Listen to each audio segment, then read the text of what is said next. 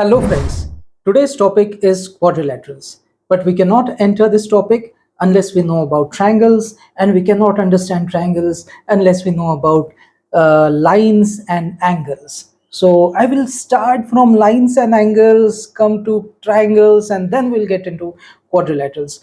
Please bear with me, just give me 15 minutes. This is very important because I cannot prove anything about quadrilaterals unless I use the theorems, the axioms, the corollaries that we see for triangles or for parallel lines, So I need to set some context so that I can talk about quadrilaterals. Okay, so first 15 minutes will be revision of line and angles and triangles. So what are parallel lines? First of all, let us say this is one line, this is another line. Oh, they are not in the same plane. Oh, put them in the same plane. Okay, now let us say they are like this. Oh, they are intersecting each other, so they are not parallel. But let us say that there are two lines in the same plane who never intersect each other. Such lines are called as parallel lines.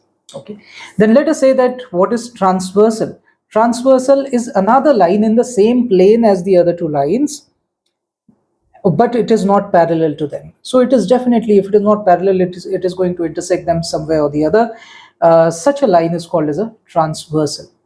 Okay, then what are adjacent angles? So adjacent angles means those angles who are in the same plane. So don't think about 3D, think about 2D. Okay, so in 2D context, those angles who have a common side and who have a common vertex and they do not intersect each other's areas and they also lie in the same plane, then they are called as adjacent angles. Means what? Let us say these are two angles. They are like this. Their vertex is also the same. Their side is also, they have a common side as well. Then they are called as adjacent angles. But let us say that they are like this. Okay, the vertex is the same, but their side doesn't match. Then they are not adjacent. So they are called as non-adjacent angles. Similarly, let us say that I put the angles something like this. So they have a common side, but one angle is only from here to here, the other angle is from here to here. Then also they cross each other's area, and that's the reason why they are not adjacent angles. So as an example I gave you here that angle A is from this common side till this side. Okay, and angle B is from this common side till this much. Okay, so some area, this area is an overlap of angle A and angle B. Since there is an overlap, they intersect each other's area. Angle A and angle B are not adjacent angles. Okay, these two can also become adjacent angles. See, these two can become adjacent angles if they fall into this. They have a common arm. So one of the sides, both the sides need to coincide with each other, and then they have to come back so that vertex also matches. Then they will become adjacent angles. But at the moment the vertex is also different and the sides are also not overlapping each other, and that's why these two angles are also non-adjacent. And lastly, let us say these two angles are like this in 3D. Okay, so they do not lie in the same plane, then they are not adjacent angles, because adjacent angles is a 2D concept. So they have to come into one plane first, then they will become adjacent. Then linear pair of angles. Now this angle and this angle, they add up to 180 degrees, and hence they are supplementary angles. So supplementary angles are also called as a linear pair of angles, because they add up to form this one line, right? And that's why they are called as linear pair of angles. These are called as vertically opposite angles. Let us say that two lines are crossing each other. Okay, so this angle is always equal to this angle. Okay, and similarly this angle is equal to this angle. Okay, then corresponding angles. So just remember all these words, because we are going to use these words while proving various theorems in quadrilaterals. Okay, so corresponding angles, these are called as corresponding angles, and corresponding angles are equal. Similarly, this angle is equal to this angle. Similarly, this angle is equal to this angle. and this angle is equal to this angle. Okay, so all the corresponding angles are equal to each other. Then alternate interior angles. Remember this word, we are going to use this word again. Alternate interior angles, okay, or they are also called as Z angles. Okay, alternate interior angles, they are equal. So what are interior angles and what are exterior angles? So whenever you have two parallel lines and one transversal, then this is external angle, this is external angle, this is external angle, this is external angle. But these 1, 2, 3, 4, these are interior angles. Why? Because they fall inside this space and this space, so they are called as interior angles.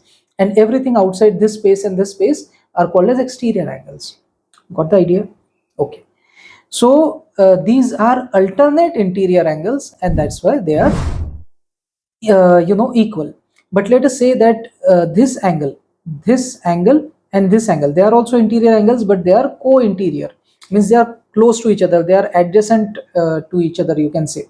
Not adjacent angles, but you get the idea, right? We cannot use adjacent word there, and that's why they are called as co-interior angles, because they are not adjacent angles, because they don't have the same vertex. And that's why such angles are called as co-interior angles. So co-interior angles, they add up to 180 degrees. Okay, co-interior angles add up to 180 degrees. Okay, now one slide I had jumped, and this is that slide. Alternate exterior angles are also equal. So this one is an external angle, this one is an external angle, right? They are alternate, right? So that is why they are equal. Why? Because imagine that I'm bringing this line closer to this line and they merge each other. Then they become, this y will come here, right? And this angle and this angle are what? They are just like this, right? They are vertically opposite angles, right? And that is why alternate exterior angles are equal to each other. Here also, if I bring this line close to this line so that they merge, then this x will come here, right? And they are vertically opposite angles, and that's why alternate exterior angles are always equal to each other. Okay, we have seen co-interior angles add up to 180 degrees. Now let us come to triangles. So triangle is any closed figure with 3 sides and 3 angles. Okay, sum of all the angles of a triangle is 180 degrees. Okay, so you can draw any kind of a shape which has 3 sides and 3 angles. It is called as a triangle. Then what are the various types of triangles? So as per the sides, they can be equilateral triangle or isosceles triangle. Here the spelling is wrong, it should be isosceles. S is missing here, it's a spelling mistake. Okay, so isosceles triangle means 2 sides are equal, and scalene triangle means all the 3 sides are of different measure. Okay, all the sides are unequal. Okay, similarly with respect to angle, it can be an acute angle, right angle, or obtuse angle. Means what? Acute angle triangle or acute angle is the angle in which is the triangle in which all the 3 angles are acute. Acute angle means angle which is lesser than 90 degrees. Obtuse angle means angle which is greater than 90 degrees. And 90 degrees angle is called as a right angle, right? So suppose your triangle has one right angle triangle, then automatically the other 2 have to be acute. Why? Because sum of all the angles is equal to 180 degrees. So already there is 90, so sum of these 2 will also be 90, so they cannot be 90 degrees angles, right? So they are acute. So any triangle having 2 acute angles and 1 right angle triangle is called as a right angled triangle. Okay, so 1 right angle means right angle triangle. And suppose one of the angles is obtuse angle, obviously the other 2 will be acute. Why? Because sum of all the angles is 180 degrees. If this itself is more than 90 degrees, then the sum of these 2 will be lesser than 90 degrees actually. So they are so acute. Such a triangle which has at least 1 obtuse angle is called as obtuse angled triangle or obtuse triangle. So different people call them differently. I used to call it as acute angled triangle, right angled triangle, or obtuse angled triangle. But some people use the short form and they call them as acute triangle, right triangle, and obtuse triangle. Then what is the area of a triangle? Area of the triangle is half of base into height, which is let us say this is a base and this is the height, then half of base into height. What is the perimeter of a triangle? Perimeter means sum of all the sides, so it is a plus b plus c. What is a median? Now this is an important slide. Median of a triangle is a line segment that joins a vertex to the midpoint of the side that is opposite to that vertex. Means what? See, there are three vertices to the triangle: A vertex, B vertex, and C vertex, right? So let us say that from C vertex, I am drawing a line, a segment till the side which is opposite to it, right? But I am joining it at point P, and P is such that AP is equal to BP. Okay, so this line segment basically divides, means it crosses the opposite side at a point which divides the side into two equal parts. Then this is called as a median. So CP is the median. Okay, it divides the triangle into two smaller triangles of half the area. Means what? Area of triangle APC is equal to area of triangle CPB, which is equal to half the area of triangle CAB. How will you prove it? Okay, this is how you can prove it. What is the area of triangle ACB? It is half of base into height. Now let us consider this to be the base. So if AB is the base, I draw a perpendicular here, that is the height. So half of base into height is the area of the bigger triangle. Now let us consider this smaller triangle. What is the area of this smaller triangle? It is half of base into height, but this base itself is half of the base of the bigger triangle, right? So area of APC is equal to half the area of ABC. Similarly, you can consider triangle CPB. So area of this triangle is half of base into height. So base is again half the base of the bigger triangle. Okay, so area of this smaller triangle is also half the area of the bigger triangle. And since the area of both of them is half that of the bigger triangle, the area of both these triangles is equal. So remember, that is the reason why they gave the name median. Median means something that is the middle path, right? So median actually cuts the triangle in two equal halves. That's why it's called as a median. Now this magic continues. Let us say that we are drawing three different medians. So a triangle has three medians. So from vertex C, I am drawing this one. From vertex B also I am drawing BQ, and from vertex A also I am drawing AS. Now these medians meet at a single point, and this point is called as centroid. And this centroid is basically the center of mass of that triangle.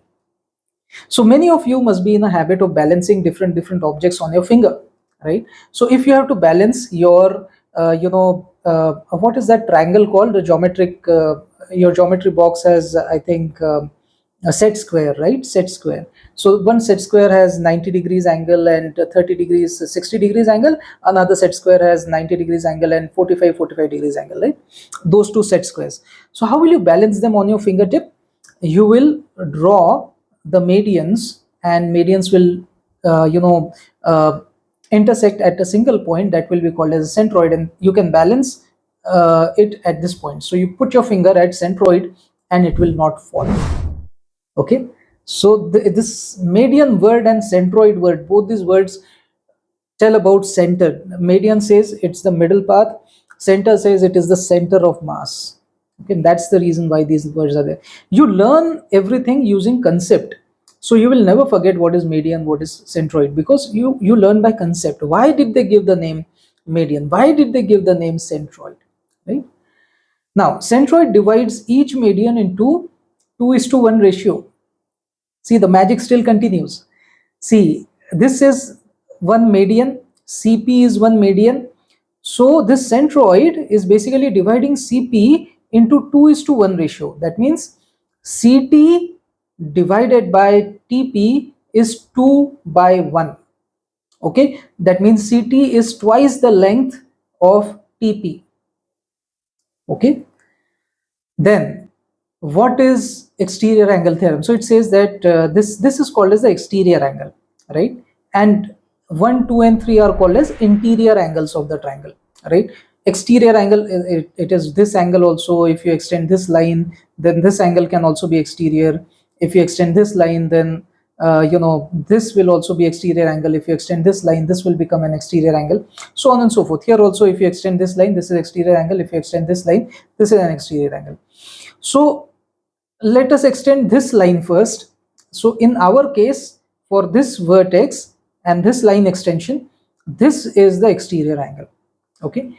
And all these three are interior angles, but these two interior angles are away from the vertex under consideration, and that's why they are called as remote interior angles, okay? Now always remember that exterior angle is equal to sum of remote interior angles. How will you prove it? You will prove it like this. See, you will say that these angles 3 and 4 are supplementary angles. Why? Because these are linear angles, right? So I told you in one of the slides, linear angles, their sum is 180 degrees, right? So 3 plus 4 is equal to 180 degrees, but sum of all the angles of a triangle is also 180 degrees. I showed it in a previous slide, right? So 1 plus 2 plus 3 is also 180 degrees, and 3 plus 4 is also 180 degrees. This implies that 1 plus 2 is equal to 4, okay? So this is called as exterior angle theorem. Now what are similar triangles? Similar triangles are those triangles which have equal angles but unequal sides, okay? So they are just similar, okay? One can be very small, another can be very big. They are similar, having equal angles, but the different sides. They are shown using this tilde sign. Where will you find it? In a keyboard, there is escape key, right? So below the escape key, whatever key is there, you shift and click on that key, so this tilde will get printed. Sorry, similar, I don't know what is that called. Tilde only, it is called tilde. And below that, whatever is there, that is backtick, okay? So press the backtick key, but with a shift, so that tilde gets printed, okay? These two triangles are similar. They are not equal, they are similar. Now what are equal triangles? Equal triangles, as the name suggests, will have equal angles as well as equal sides. Like these two triangles have equal angles as well as equal sides. They are shown using this sign, so they are similar also and they are equal also. That's why they are called as equal triangles. And actually equal is not a very academic word. People normally call it congruent triangles. Instead of equal, people normally use congruent word whenever they are talking in a school environment, or whenever Euclidean geometry is referred to, then normally people call it as congruent triangles. Meaning is the same, okay? So don't call it equal triangles, say that they are congruent triangles, okay? And use this notation to indicate that both the triangles are congruent, okay? How will you type this? Well, this doesn't exist anywhere, but if you go in Word has insert symbol and you can find it there. But an easier alternative, I'll tell you. I always tell you the easiest thing, right? So you say congruence symbol, congruence symbol. That's it. Somebody must have used that symbol, right? This is that symbol. Just copy this and you paste it wherever you like. Okay, I do it like this. But yeah, there must be some keyboard shortcut for doing that, which I haven't studied so much. I just copied it from Google. Okay, now there are 5 ways of proving that two triangles are congruent. Okay, these are these 5 theorems. Okay, the first theorem says that if all the 3 sides of the two triangles are equal, then they are congruent triangles. Means if all the 3 sides are equal, then it is obvious that even their angles will be the same. So this angle will be equal to this angle will be equal to this angle, and this angle will be equal to this angle. Okay, then SAS theorem says that if 2 sides and the angle between them are equal, then the two triangles are congruent. ASA says that if 2 angles and the side between them are equal, then the two triangles are congruent. AAS says that two angles and one side is equal, then they are congruent triangles. And in the case of right angle triangle, there is this right angle, hypotenuse and side theorem. So that means both of them should be right angle, so right angle.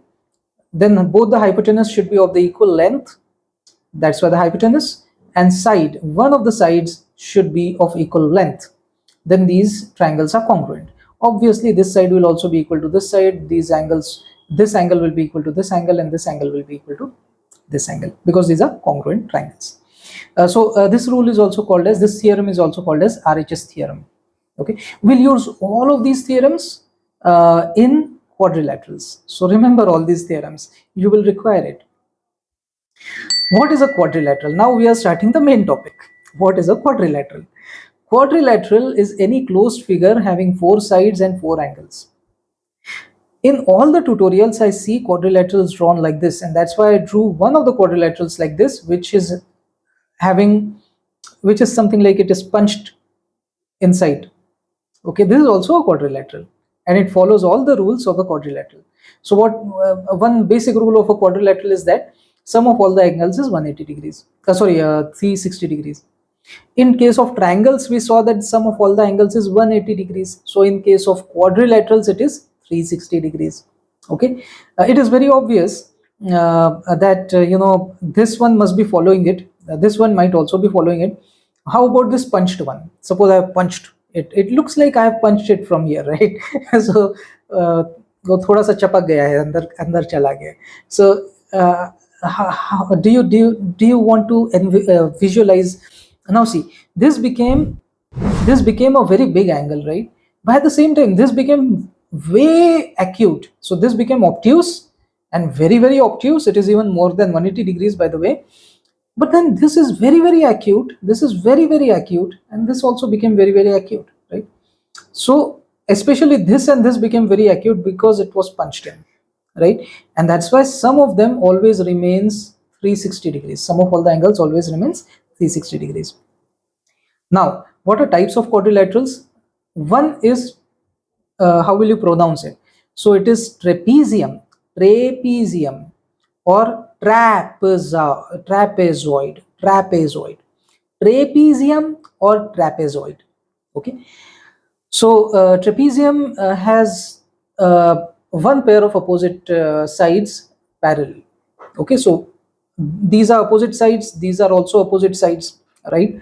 So one of the pairs of opposite sides is parallel, the other is not, then it is a trapezium.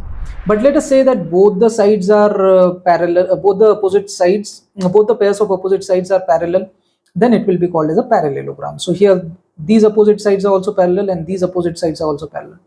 So there are various types of parallelogram. Okay, then what is a kite? Kite means there are no parallel sides. Okay, here one pair of opposite sides were parallel, here another pair of opposites, both the pairs of opposite sides were parallel. Here it says none of the sides is parallel, whether opposite side or adjacent side, anything, any of the sides is not parallel. Like this one is not parallel to this, not parallel to this, is not parallel to this, and same goes for all the others. That is this is first condition. Second condition is, although this is the case, but it is symmetric, the entire shape is symmetric across one of the diagonals. It is not symmetric across both the diagonals, it is symmetric only across one of the diagonals. So it is symmetric across this vertical diagonal. If I draw another diagonal horizontally, then yeah, of course this upper shape is smaller than the lower shape, and that's why it's not symmetric across the horizontal diagonal, but it is symmetric across the vertical diagonal. This kind of a shape is called as kite. It looks very much similar to the kite that you fly, right? And that's why it's called as kite. And then there could be quadrilaterals who don't support any of these rules, means they don't have any parallel sides also, and they don't have symmetry across one of the diagonals also. They are called as irregular quadrilaterals. So irregular quadrilateral, this is an irregular one, this is also an irregular one, which which looks like I have punched it. So all these are irregular quadrilaterals. Okay. Now let us come to parallelogram. What are types of parallelogram? So there are three major types: rhomboid, rhombus, and rectangle. Rhomboid says that adjacent sides are unequal. Both these adjacent sides are not equal. Okay. And interior angles are not right angles. So it talks about what it should not have. It's a parallelogram which should not have these two things. It should not have equal adjacent sides, and it should not have any interior angles equal to right angle. Okay, so it should not have any interior angles equal to 90 degrees. Okay, then it is a rhomboid. But let us say that adjacent sides are equal. So adjacent sides are equal, and obviously the opposite sides will also become equal. Then all the sides are equal. In short, all the sides are equal. Then it becomes rhombus. Rhomboid versus rhombus. Okay, don't get confused. Rhomboid does not have adjacent sides equal, and it does not have a right angle anywhere inside it. And rhombus, on the other hand, has all the sides equal. Okay, then rectangle is a parallelogram which has a right angle at every vertex. See, if you have one right angle, then since it is a parallelogram, you have to have all the angles equal to right angle. So all the interior angles are right angles in case of rectangle. Now, if all the sides of a rectangle are also equal, then it becomes a square. So square is a special case in rectangle where all the sides are equal also. Okay, now square can also be called as a special case in case of rhombus, because in case of rhombus, if all the angles are equal to 90 degree, then it becomes a square. So square, some people say that square is a special rectangle, some people say square is a special rhombus. Both the statements are true. Okay, but you cannot say that rhombus is a special case of rhomboid, because I have seen such articles where people say that rhomboid is often confused with rhombus. This means that they are different shapes.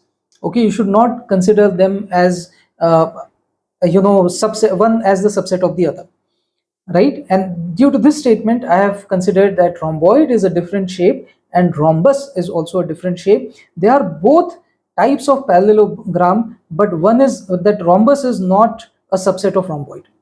Okay, from this article I am saying that. Okay, but it's up to you. I told you the raw knowledge. Now how you want to analyze it, it's up to you. I told you the raw knowledge. These are the definitions of various shapes. Rhomboid is a parallelogram having adjacent sides unequal and interior angles are not right angles, and rhombus is a parallelogram having all sides equal. Okay, now let us come to the very first type. So we will see first trapezium, and then we'll come to parallelogram.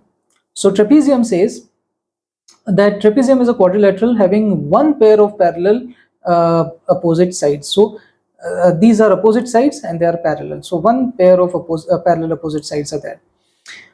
These parallel sides of a trapezium are called as bases. So they are bases, and the non-parallel sides are called as legs. So this one and this one are legs. So bases, legs.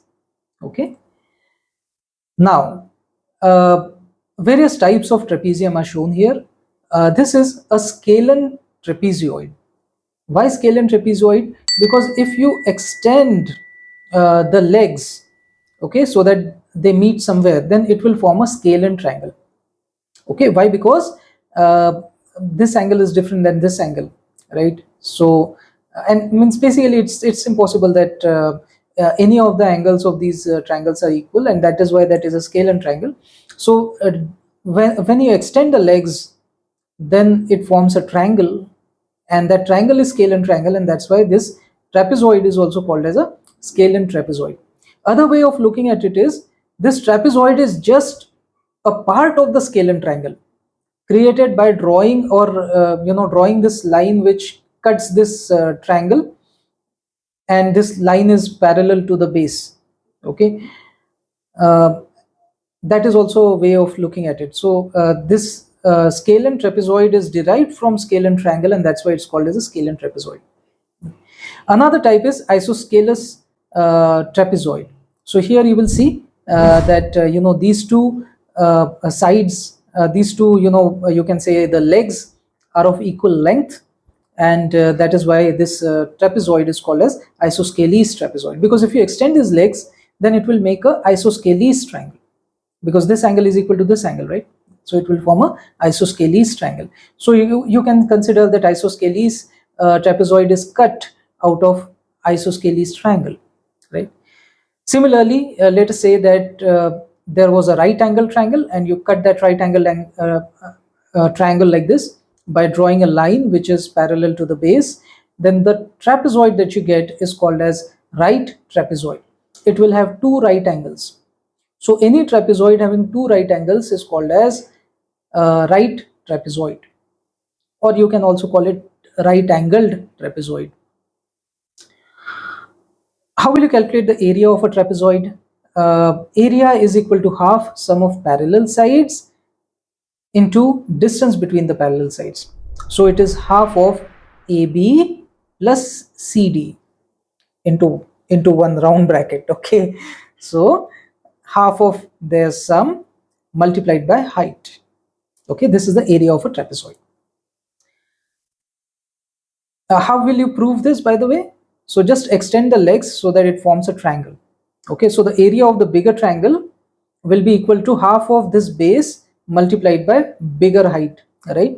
And area of the upper triangle, which is cut off, okay, that is area of this base, half of area of this base, sorry, half of base AB multiplied by height. Height is this smaller height, right? Now this bigger height minus this smaller height is the height of the trapezium. Okay, so the area of the trapezium is what? Area of the trapezium is area of the bigger triangle minus area of the upper triangle, which is cut off, right? And if you go about it, you will finally get to this equation, that area of this trapezoid is equal to half of AB plus CD into height. What is the parameter of a this is a very basic thing. It is sum of all the sides. So AB, BD, DC and CA, add all of them, you will get the perimeter. Now that was the first type of quadrilateral, trapezium. Now we'll come to the second type of quadrilateral, which is parallelogram. So parallelogram is a quadrilateral with two pairs of parallel opposite sides, right? So this is one pair of parallel opposite sides, this is another pair of parallel opposite sides. Okay, that a quadrilateral having two pairs of parallel opposite sides is called as a parallelogram. Then sum of adjacent interior angles is 180 degrees. So that is the reason why I told you about adjacent interior angles. Adjacent interior angles means what?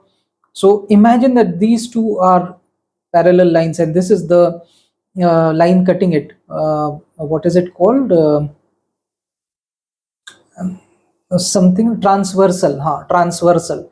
So suppose this is the transversal and this is these are the parallel lines. Then this angle and this angle are interior angles, right? And they are adjacent to each other, but you cannot call them adjacent angles, and that's why you have to call them by some other name. So you call them as co-interior angles.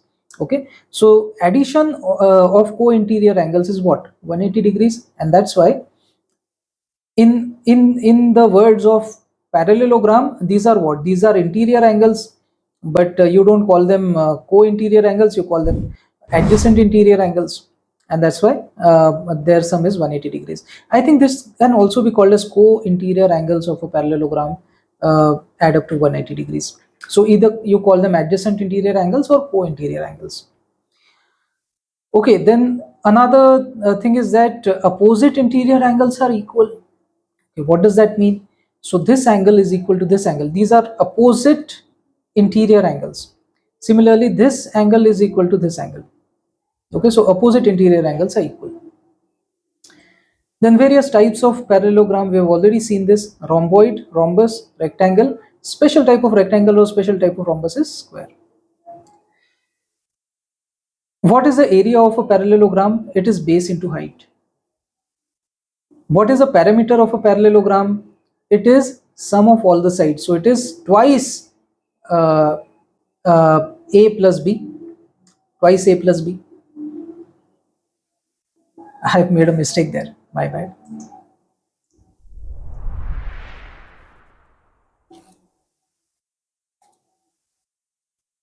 Yes. Okay.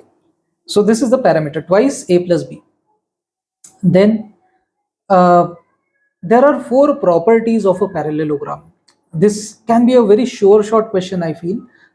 In ninth standard especially, they'll definitely ask this question, that what are various properties of parallelogram, or probably you will be given an exercise to find something, and that will require you to use these properties of a parallelogram. So this is a very, very important slide. What are the properties of a parallelogram? Four properties. First property says that the diagonal divides it into two congruent triangles. Okay, so this is one diagonal and this is another diagonal. Consider only one diagonal at a time, this diagonal. Okay, so it is dividing the parallelogram into two triangles, DBA and DBC, right? Now this property says that these two triangles are congruent. How will you prove it? First of all, you see that this angle and this angle have to be equal, because these are two parallel lines, and this is a transversal, right? So this is an interior angle, this is also an interior angle, and they are opposite to each other, so they are opposite interior angles. So you know that opposite interior angles are equal. So that's why ABE is equal to EDC, right? Similarly, just look at it from a different point of view. You will see that if these two are parallel lines and this is the transversal, then ADE angle and angle EBC are also alternate interior angles, and that is why they have to be equal, right? So this angle is equal to this angle and this angle is equal to this angle. So the sum of these two angles must also be equal to sum of these two angles, and that's why this angle must be equal to this angle, right? You already knew about this, by the way, but I'm just telling you. Now uh, consider these two triangles, A, B and D, and C, D and B. Okay, so this triangle and this triangle, now they have a common side. This angle is equal to this angle, so one angle is equal, and again this angle is also equal to this angle, right? So angle side angle matches angle side angle respectively. So do you remember there are 5 ways of proving that a triangle is that two triangles are congruent? So out of them, ASA theorem was there, angle side angle theorem. So due to that angle side angle theorem, you can prove, you can very easily say that triangle ABD is congruent to triangle CDB. Okay. So this proves that the diagonal divides it into two congruent triangles. Similarly, for this diagonal also you can prove in the similar fashion. Second property is opposite sides are equal. How will you prove it? Again, if this triangle and this triangle are congruent, and see this angle matches with this angle, that means this side must be matching this side, right? And similarly, if this angle is matching this angle, that means this side must be matching this side. So just because these are congruent angles, congruent triangles, their sides must be equal to each other, right? So this again proves a second property. Third property is opposite angles are equal. So I already showed to you that this angle ABE is equal to EDC, and angle CBE is equal to angle ADE. Okay, so this is equal to this and this is equal to this. So sum of these two will be equal to sum of these two, right? And that's why this bigger angle, that is ABC, must be equal to angle ADC, this bigger angle, right? So this proves the third property also. The opposite sides are also equal. See, we have just proven that the opposite sides are equal. So AB is equal to CD. So this one side and these two angles, so ASA theorem, angle side angle theorem, can be applied. And then you can say that ABE is triangle is congruent to DEC triangle. Okay, and if they are congruent, then you will definitely say that, then this side must be equal to this side, so EC must be equal to EA, because the angles match over here, and that's why you are saying that this must be equal to this. And similarly you will say DE must be equal to EB, because this angle is equal to this angle. So that's why you're not matching this side with this side, you're matching this side with that side, because that angle will be, this angle is equal to this angle, right? That's the reason why you're matching it in that way. Okay, so this is how you will prove all these properties. You may be asked to prove the properties, okay, since you're in 9th standard. A very basic question, I know, but yeah, in 9th standards people ask very basic questions. Let us come to exercises. Now exercises are endless. I did not cover kites, by the way, you cover it on your own, but I'll give you a look and feel of what all questions can get asked on quadrilaterals. So most of the questions that I found were on parallelogram only. Okay, but you can also be asked about any quadrilateral in general, or you can also be asked on kite. So kite I haven't covered at all. Please do cover it. I'm very sorry I did not cover it. The first exercise that we are seeing is, if ABCD is a parallelogram and AC, CF and AE are given, then find AD.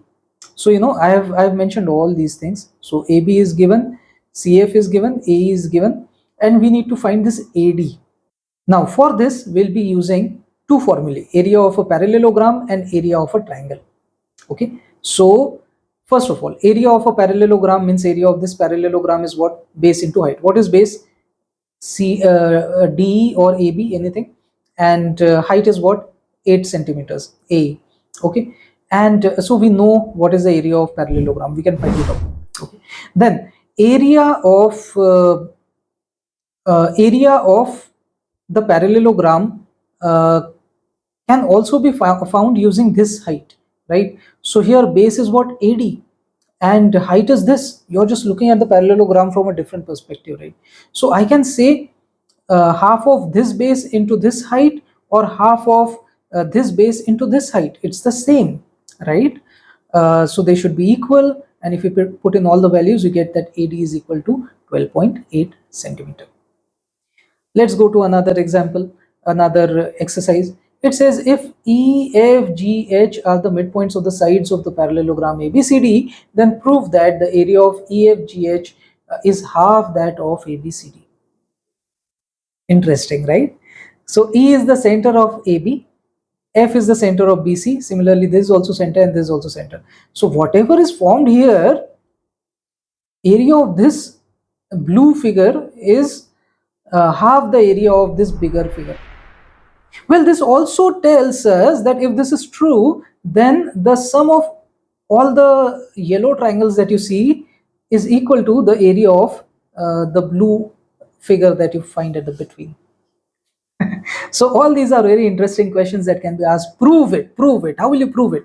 So for proving this, you will say that area of the bigger parallelogram is what? Base into height, right?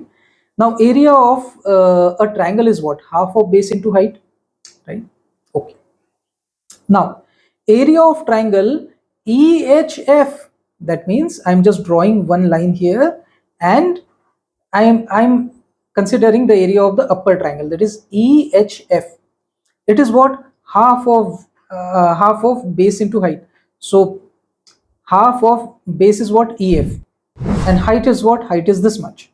Okay, and if you consider this will also become a parallelogram, right? AHFB will also become a parallelogram. Its area is what? It is base into height. So triangle's area is half of base into height. Parallelogram's area is base into height. So parallelogram's area is twice that of the triangle, right? Similarly, you can prove that area of triangle HGF is half the area of parallelogram HDCF, right? We can prove that. So the area which is given in blue is the sum of the areas of these two triangles, EHF and GHF, right? And the area of the bigger parallelogram ABCD is equal to the sum of areas of the smaller parallelograms that we just saw, that is ABFH and DHFC, right? So that is why, hence proved that some of the areas of triangles will be half the area of the bigger parallelogram. Okay. Now let's take another example, another exercise. It says that there is this point P. P is anywhere inside the parallelogram. Okay. And now we have to prove that area of PAB, okay, this upper triangle, plus area of triangle PDC, that means the smaller triangle, is equal to half of the area of ABCD. How will you prove it? Okay. Similarly, you can also be asked that area of this triangle should be equal to the area of this triangle, and the sum of the areas of these two triangles is half the area of the entire parallelogram. Similarly, you can be said that you can be asked that this triangle and this triangle, the addition of their area should be equal to the addition of the areas of this upper triangle and the lower triangle. Okay, so all these can be the exercises, but at the moment we are asked to prove that area of this upper triangle plus area of this lower triangle is equal to half the area of the parallelogram. Okay, so how will you prove it? First of all, just draw one perpendicular, so passing through point P. So area of this upper triangle is what? Half of base, means AB, multiplied by this height. And area of this triangle is what? Half of this base, which is CD, into the height, right? Area of parallelogram is what? Base into the total height. But you know that this total height means QR is equal to QP plus PR, right? So this is how I'm proving it. So I'll start from the area of the parallelogram, and then I'll say, okay, this height can be divided into two parts, QP and PR, and then I'll say that, okay, I can say 2 by 2 here, and so I'll keep 2 outside, and then I'll put this half inside. So AB by 2, I'll divide, I'll put this AB by 2 inside this, and so this basically is the area of the first triangle. This is the area of the second triangle. Okay, so this is how I saw that area of ABCD is equal to area of this triangle plus area of this triangle multiplied by this 2. Okay, and that's why bringing bringing this 2 in the denominator, I can say that sum of area of these two triangles is half the area of this parallelogram. Okay, so that was another exercise. Another exercise can be the area of this upper triangle plus area of this lower triangle should be equal to the sum of the areas of these two triangles, the left side triangle and right side triangle. Again, similar way, you will say that we have just proven that this area of this triangle plus area of this triangle is half the area of the parallelogram. Similarly, we can also prove that area of left triangle plus area of right triangle is equal to half the area of the parallelogram, and since the RHS is the same, the LHS must also be the same, so hence proved. Okay. So these were a few examples. I think this is the last example. I found this on Byju's, so credit to them. If quadrilateral ABC, actually it should be quadrilateral, means I should be drawing a square over there or some quadrilateral over there, but I did not find that symbol anywhere, so I have used two square brackets to make them look like a quadrilateral. But in exam you will draw a quadrilateral. Okay, so if quadrilateral ABCD is any quadrilateral, I'm not saying it's a parallelogram, so this is just a quadrilateral, and AB bisects CD. So AB is bisecting CD, but maybe CD is not bisecting AB. Okay, if CD would also bisect AB, then it would become a parallelogram, right? But this is probably a quadrilateral, that is not a parallelogram.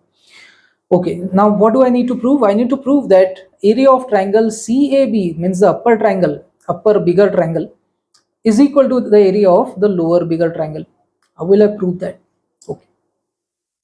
So first of all, remember about median. I told you about median. So AO is the median of this triangle, CAD, right? And so it divides it into two, triangles having equal area. So area of CAO is equal to area of AOD, right?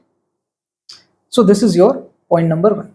Point number two, similarly, you can prove that area of COB is equal to area of DOB, right? That is your point number two. Now point number three is area of this CAB is the addition of these two areas, right? And similarly, the area of this lower triangle, okay, DAB, is the addition of the areas of these two triangles, okay? And hence proved. If you see all the four in one go, then you will soon realize that the area of CAB is equal to area of DAB, right? So these were all the exercises that I thought of discussing.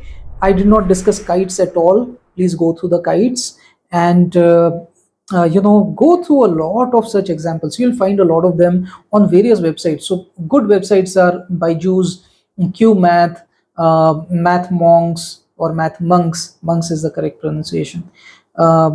Splash Learn, etc. Splash Learn, actually their diagrams were good, and that's why I showed you Splash Learn. And yeah, there is a YouTube channel also of a nice person. So this is a YouTube channel that you can go and watch.